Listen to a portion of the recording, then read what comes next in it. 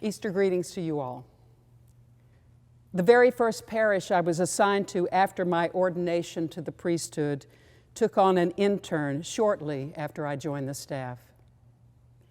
The intern, Elizabeth, a woman in her mid-50s, was trying to sort out her own call to the priesthood and had come to the parish to try on different aspects of that role and to interact with me, a newly ordained, youngish woman priest at the time.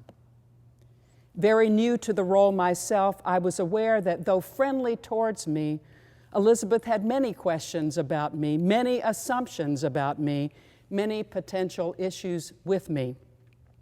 As time passed and as she heard me preach and listened to me teach on occasion, her agitation seemed to grow. Then one day over tea, after an awkward initial conversation, Elizabeth said this to me: "Melissa, exactly what do you believe?" I don't remember my response, but I'm sure that it had something to do with my not being drawn to a kind of simple propositional faith, or being the kind of person whose faith was tied to the literal truth of the Bible. And so awkwardly, because I felt on the defensive, I found myself telling her a good deal about what my faith was not grounded in. As I was saying these things, Elizabeth's expression grew more and more horrified. Finally, she couldn't contain herself anymore. "Melissa," she said, "do you believe in the resurrection?" Aha, I thought, this is the ultimate question, the question she's been wanting to ask me from the first day we met, a question to test me based on her standards of what faith is all about. And my response to this question, whatever that response might be, would shape her sense of my credibility as a Christian, my credibility as a priest.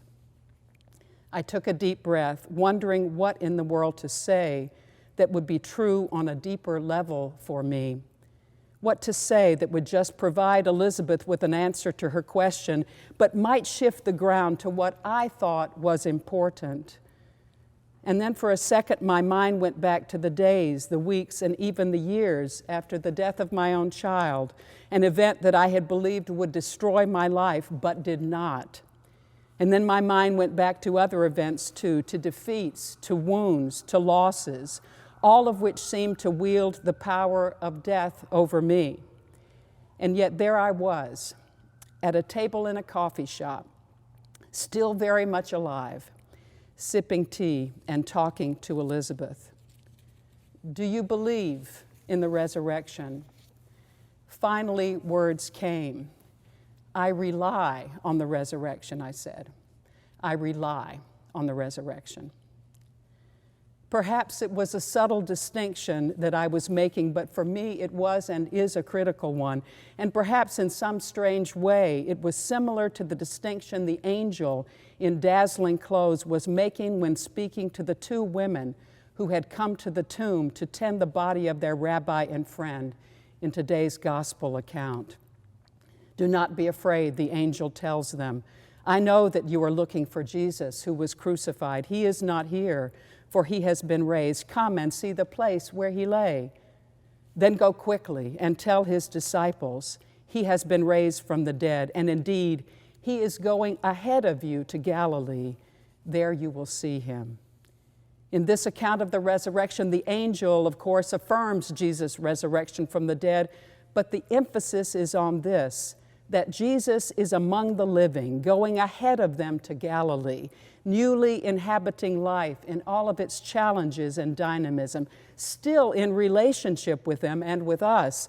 Jesus, the one who was crucified, has come again among the living, where we are, where we must daily make decisions about how we will live our lives after the resurrection, what we will rely on, what we will trust in, what in the end we will act on.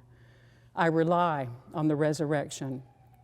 And if I'm not being clear enough, let me say it this way.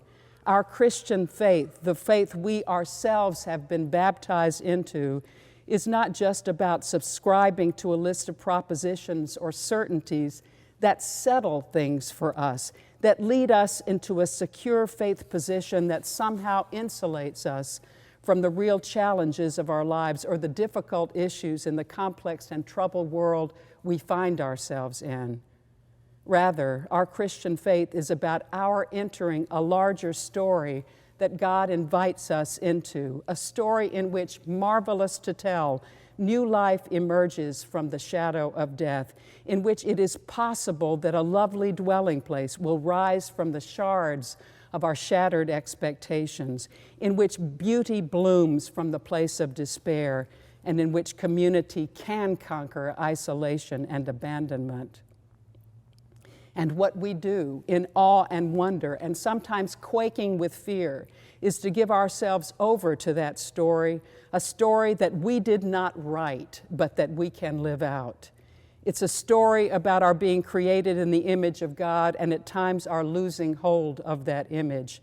And it's a story about God recovering that image for us over and over again, restoring us to a life we could never have created just ourselves. But here's the thing. Though we are not the author of the overarching story we are a part of, we need others to remind us that we can live out that story. God gives us others to help us rely on the resurrection, especially now in the days and weeks, and God help us, the months ahead. God gives us others to help us rely on the resurrection. God gives us the people of Italy, who in the midst of the threat of sickness and death broke out of their self-isolation for a moment each night to play music as a kind of protest against the coronavirus. And some of them, of course, chose to sing opera, music that has forever spoken of the human emotions of pain and love and hope. God gives us others to help us rely on the resurrection. God gives us the neighbors of a little girl in the U.S., a little girl whose name is Coco. Coco, who as her parents drove her home from her very last chemo treatment, was greeted by an entire street of neighbors parked in their cars in front of their houses, cars that were decorated with signs and balloons to greet her. "Welcome home, Coco," the sign said. "We love you, Coco," neighbor after neighbor shouted as the little girl, without any hair left on her head, waved back from her parents' car and cried. God gives us others to help us rely on the resurrection. And finally, God gives us the healthcare workers and family members, and yes, a priest, all right here in our province, who together work to make sure that an elderly woman dying from the virus we all fear and her family would not be alone in the experience. Though family members were not allowed to visit the woman, a healthcare worker made sure the family could see their loved one over FaceTime. Though everyone could not be together, the priest said the prayers for the dying with the family members. And though no one was able to thank the healthcare person in person, the one who had been so kind, that same priest sat in her car, outside the facility and said prayers of intercession and thanksgiving for all those working to tend the sick. God gives us others to help us rely on the resurrection. And of course, this morning, I want to tell you that God gives you and me, to others to help them rely on the resurrection. For it is together that we learn and then learn again, not only to believe in the resurrection, but to rely upon it. And so this morning, thank you. Thank you for all the small and large kindnesses that you are doing, that are a kind of protest against the fear, isolation, and death of our times, the kind of protest that the resurrection is really all about. Thank you for finding times to sing, finding times to love, and finding times to pray and do for others. For as you do these things, you are saying to us, all of us in this, Alleluia, Christ is risen, and again, the Lord is risen indeed. Alleluia.